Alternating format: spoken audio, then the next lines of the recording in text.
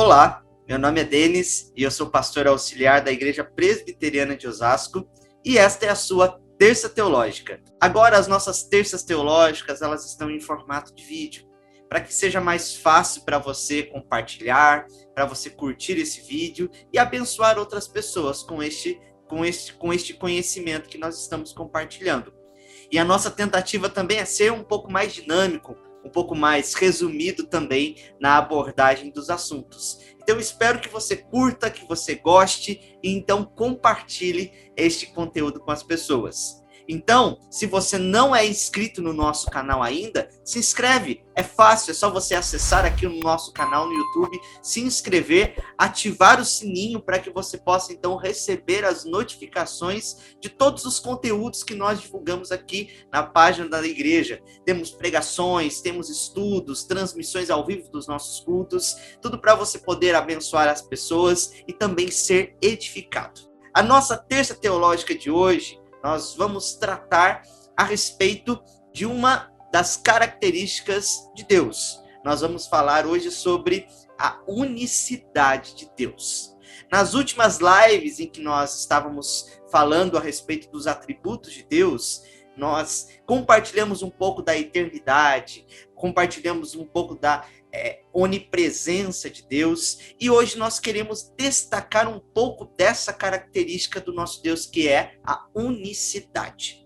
Bem, mas o que essa palavra difícil então significa para nós entendermos o melhor a respeito de quem Deus é, de como que Deus se mostra e se revela a nós através deste atributo? Unicidade, na verdade, é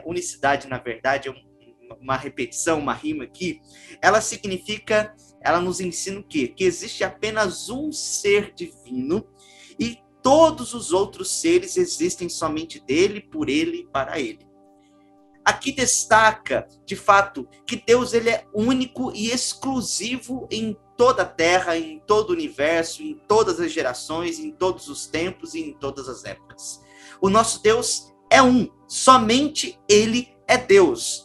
Os outros seres que arrogam para si um título, eu sou Deus, uma divindade, que podem parecer ter poder como uma divindade, ou eles são apenas a imaginação, fruto da imaginação do homem, seres criados pelo próprio homem como seres mitológicos, ou então são espíritos malignos que usam desses expedientes para poder enganar as pessoas, para poder manipular as pessoas e fazer o mal. Hoje, queremos falar um pouquinho a respeito disso e também responder uma pergunta. De fato, existem outros deuses? Ou pode haver algum Deus no universo? Entendendo um pouco a respeito deste atributo de Deus, desta característica, nós entendemos que não.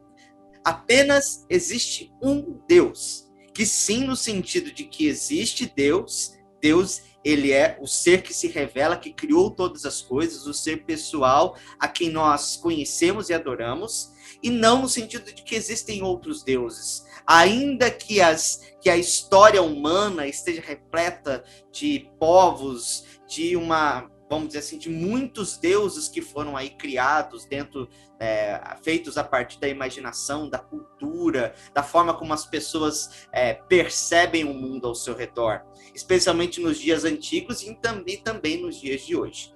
Então, esse atributo de Deus, a unicidade de Deus, nos ensina que Deus, ele é único e absoluto. Não existem outros deuses além dele. Só ele é o Deus Todo-Poderoso que criou todas as coisas, que é pessoal, que nos salva, que interfere na nossa vida, certo?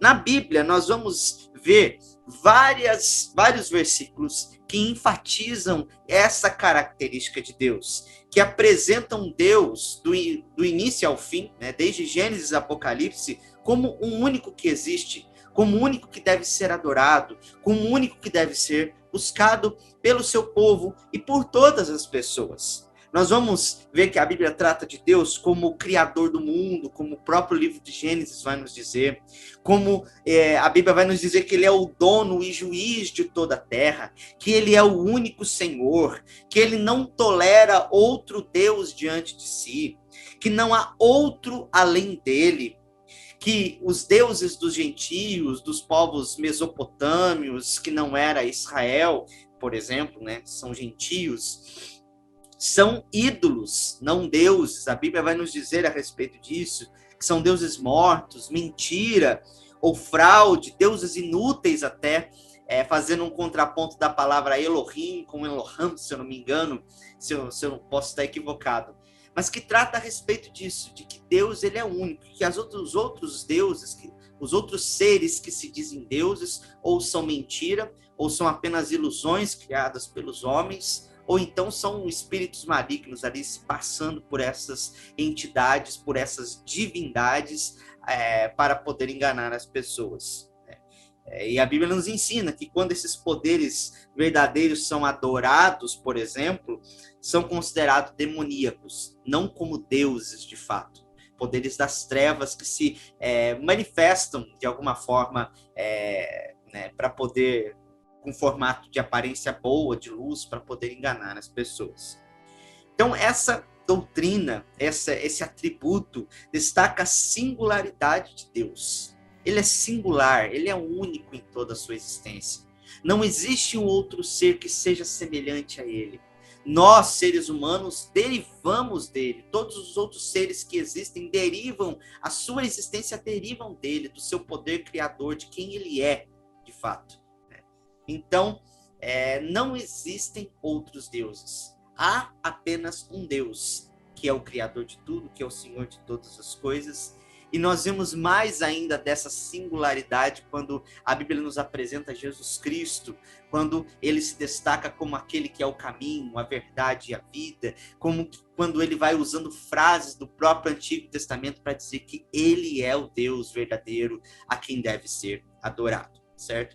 E o que isso então nos ajuda a entender? Quais as implicações práticas deste atributo de Deus, da unicidade de Deus, singularidade de Deus, ou unidade de Deus, se a gente pode dizer assim também? Bem, para essa característica, de fato, nos ensina a respeito de 5 maneiras que as pessoas, se eu posso dizer assim, elas descrevem em Deus ou pensam a respeito de Deus.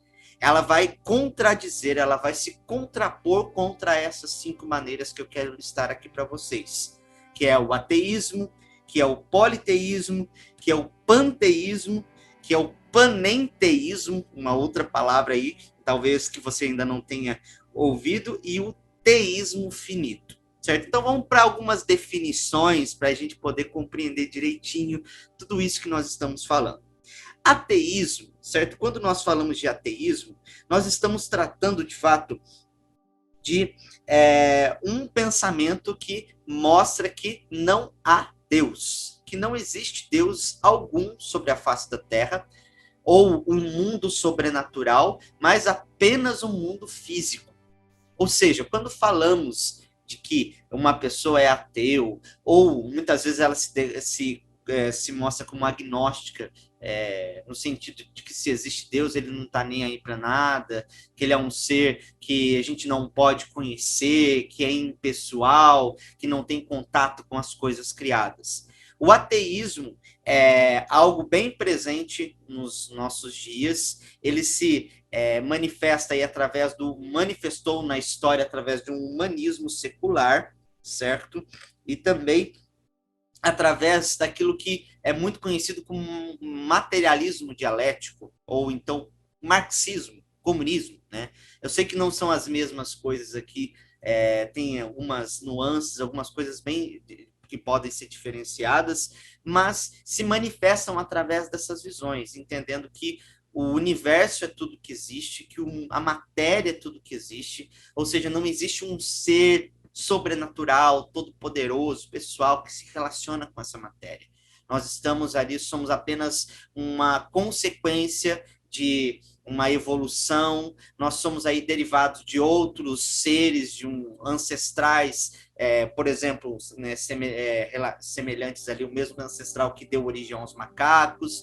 Nós somos seres apenas racionais, desenvolvidos, animais, quase que como máquinas, sujeitas aqui aos nossos impulsos, sujeitos vamos dizer assim, vamos dizer assim, a particularidade do ser humano, composto apenas de composições químicas, de hormônios, essas coisas, certo? Então, o ateísmo, ele nega a existência de qualquer Deus, não apenas Deus, vamos dizer assim, cristão, se a gente fala, mas eles negam a existência de qualquer Deus, ou de qualquer deuses, ou qualquer divindade. Essas coisas não existem, são apenas um mero produto da mente humana, certo? Então, existem outras formas também de ateísmo, até mesmo nas religiões. O budismo tem uma variação dessa religião, que é o budismo Theravada, se eu posso, não sei se é isso, dessa forma que se pronuncia, mas que eles apenas usam a linguagem mística do budismo, de Buda, mas para apenas se concentrar no ser humano, que é tudo aquilo que existe, para eles conseguirem ter uma meditação transcendental, encontrar um propósito, alguma coisa assim na vida, se unir ali, se unificar, ter a sua mente um pouco mais equilibrada, certo? Outro ponto que nós falamos aqui, em que essa doutrina, esse atributo de Deus, ele vai contra, é o politeísmo, ou seja, que é a existência de outros deuses, como era na antiguidade, por exemplo, quando tinha lá Zeus, os deuses do panteão grego, os deuses do panteão nórdico, como nós costumamos ver aqui na nossa cultura pop sendo trabalhados de novo, sendo colocados, inseridos aí na cultura pop, mas na nossa cultura moderna, pós-moderna, existe espaço também para um politeísmo. Por exemplo, o hinduísmo, tirando aquela versão dele Theravada, que é mais voltada para o ateísmo, ele baseia-se nessa concepção de que existem muitos deuses, e nós vamos ver isso mesmo nos países mais origem orientais, como Índia, especialmente ali na Índia e outros países próximos, que vão destacar essa questão, certo?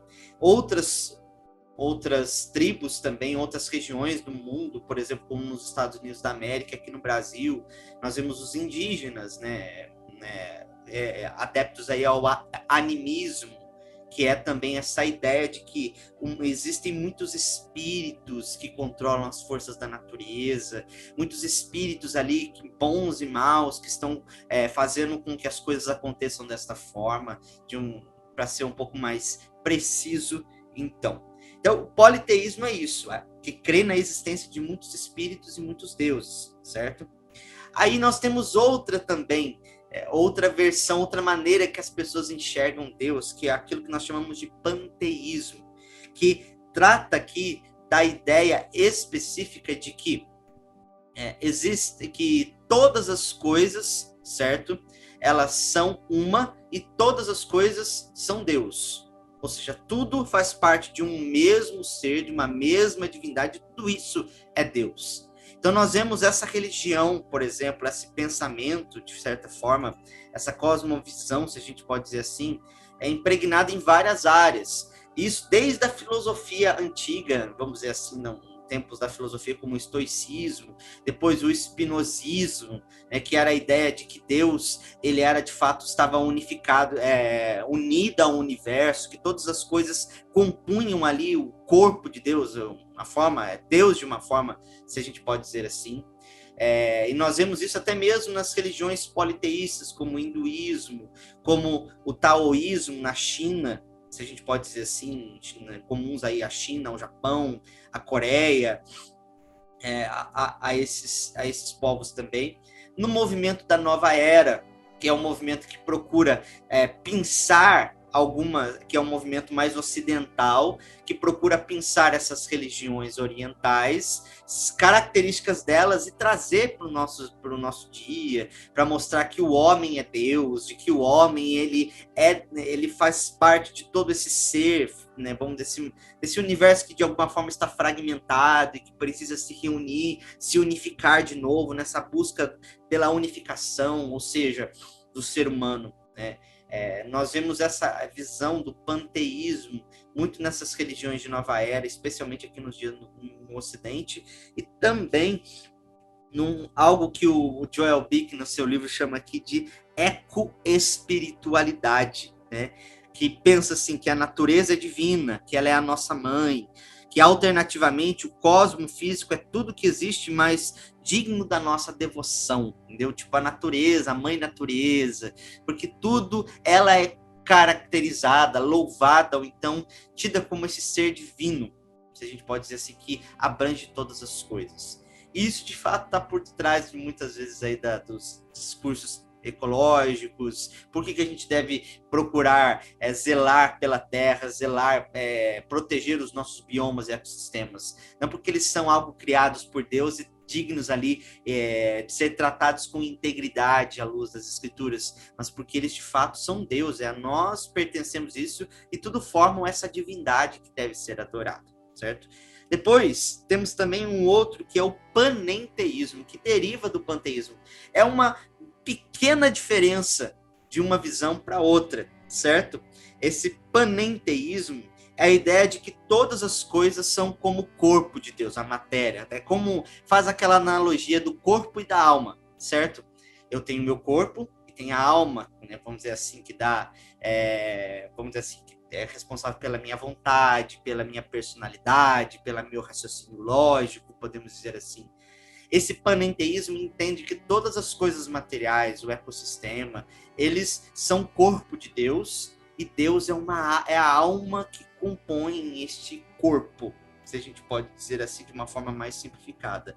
Deus é como uma alma no mundo, né? Não posso para poder fazer um pouco desta comparação. Isso é uma visão bem antiga também. Os neoplatônicos, né, o neoplatonismo já pensava o mundo a respeito disso. Tem uma linha do budismo também que pensa o Deus a respeito disso, né? Quase que vamos dizer assim, é uma diferença sutil do panenteísmo para o panteísmo, certo? Pan é aquela ideia de tudo, certo? Panteísmo, tudo Deus. Panenteísmo é a ideia de ter até apenas um en ali, uma sutilidade que mostra que não é, tem uma divisão, existe uma diferença entre Deus, ele é a alma que compõe todas as coisas, é o éter, muitas vezes, que está por detrás de tudo ali, dirigindo todas as coisas, certo? Então, essas maneiras, como nós estamos vendo, elas são maneiras equivocadas de se pensar a respeito de Deus. Deus, ele é único, ele é singular, ele é o ser que existe, que sobre todas as coisas, a parte de nós, e todas as coisas derivam dele, certo? Além disso, nós temos também outra linha que nós chamamos de teísmo finito, que é a ideia de que existe um Deus, mas de que ele é limitado. Teísmo é a ideia da crença em um Deus que tem, né, que fez todas as coisas, que criou todas as coisas, mas ele é limitado. Aí nós vamos ver aqueles debates, né? Se Deus é bom, ele não pode ser todo poderoso, porque se ou então ou ele pode ser bom, ou ele pode ser todo poderoso. Ele não pode ser as duas coisas ao mesmo tempo.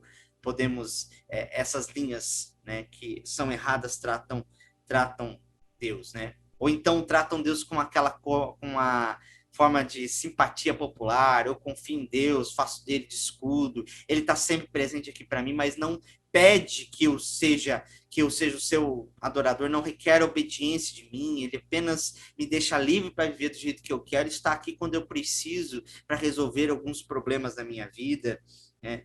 Foi isso também na época, no começo da Idade Moderna, aquilo que nós chamamos na teologia de socinianismo, certo? Socinianismo, né? Essa doutrina que entendia que existia Deus, mas ele não era todo poderoso nos seus atributos, ele não era pleno em todas as suas características, se a gente pode dizer assim. Então, e também temos aí outra forma mais contemporânea, que é aquilo que nós chamamos de teísmo aberto, né? O teísmo aberto que acredita, de fato, que Deus é trino, que Deus ele é o Criador, mas que ele não pode ser absolutamente soberano e nem conhecer o futuro, porque deve estar aberto para que existam as relações amorosas. Ou seja, Deus ele conhece bem o passado e o presente, mas o futuro está em aberto. Ele não influencia no futuro.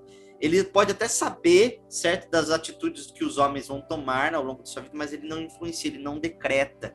Está lá à mercê da criatura realizar e fazer o seu futuro. Ou então Deus ele pode moldar o futuro conforme as atitudes dos homens, podemos dizer assim. Não tem algo já tudo fechado nesse sentido de que ele é quem decretou, ele sabe o começo, meio e fim de todas as coisas, porque ele está acima do tempo, ele não está limitado ao nosso tempo, por isso que nós falamos da eternidade de Deus, uma das nossas lives passadas. Então, essas 5 maneiras de expressar, de pensar em Deus, elas são equivocadas, porque as Escrituras nos revelam que Deus, ele é único, ele é singular em todo o seu ser. Que ele é único, ele se manifesta como um único Deus, como um único Senhor, como um único Criador, e que faz todas as coisas, que sustenta todas as coisas pelo seu poder e pela sua vontade. Ou seja, nenhum ser é semelhante, pode ser semelhante a Deus, seja homem, seja uma divindade criada pela mente do ser humano, ou então seja uns espíritos malignos, né, que se passam por essas divindades e que enganam as pessoas. Então, singularidade de Deus, unicidade de Deus, ou unidade de Deus, trata a respeito dessa exclusividade a respeito de quem Deus é. Eu sei que é algo muito complexo de nós entendermos, né? Mas Deus é assim, complexo em todo o seu ser, em toda a sua existência, e nós apenas podemos nos descansarmos em quem Ele é, nos voltarmos para quem Ele é de fato, e o louvarmos, o adorarmos, o conhecermos de fato, entendemos que Ele é quem sustenta a nossa vida.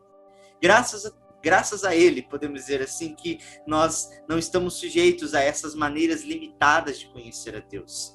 De que se nós entendemos que Ele é o único, que Ele não é como os deuses gregos que eram movidos pela inveja, que eram movidos pela cobiça, que eram movidos pelo ódio, pela raiva. Os atributos de Deus são as maneiras dele nos mostrar toda a plenitude do seu ser, e Ele não se... podemos dizer assim, ele não se contradiz em nenhum dos seus atributos, ele é um ser perfeito, de onde deriva todas as perfeições que existem. Ou seja, conhecer um pouco dessa singularidade de Deus nos ajuda na nossa vida devocional, nos ajuda a buscarmos, a confiarmos em Deus quando coisas ruins acontecem no nosso dia a dia, quando muitas vezes nós vivenciamos problemas na nossa realidade, quando nós temos de lidar com a realidade do mundo caído. Entender que Deus é quem controla, que Ele é Senhor de todas as coisas, que Ele que governa sobre tudo, vai nos ajudando a amadurecer a nossa fé e a nossa confiança e a nossa esperança de que tudo aquilo que Ele falou também um dia se cumprirá, assim como Ele profetizou a respeito de tudo o que aconteceria no Antigo Testamento, no Antigo Testamento a respeito do Novo, e se cumpriu, a vinda de Jesus Cristo, do Messias, assim também nós entendemos que através de Cristo Ele governa e sustenta todas as coisas, porque Ele é único.